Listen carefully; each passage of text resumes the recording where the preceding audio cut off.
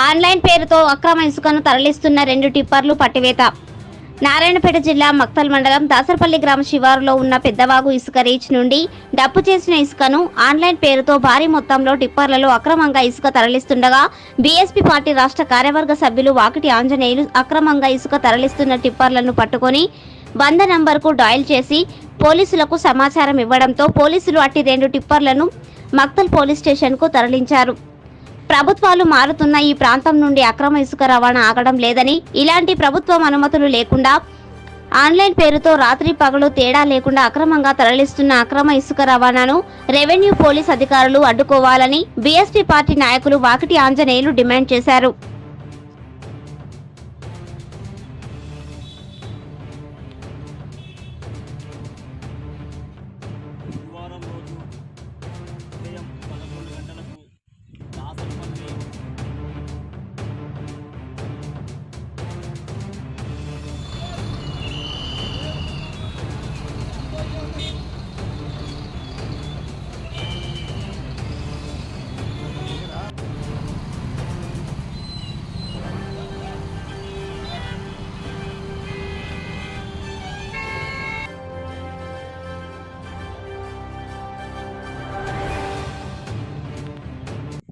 నా పేరు వాకిటి ఆంజనేయులు ముదిరాజ్.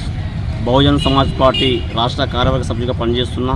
ఈరోజు మక్తల్ మండలంలో దాసదొడ్డి గ్రామం దగ్గర చంద్రపురం టర్నింగ్ దగ్గర ఇసుక బండ్లు అక్రమంగా నడుస్తున్న క్రమంలో నేను కృష్ణకు వెళ్ళే దారిలో బండ్లు ఆపి అడగడం జరిగింది.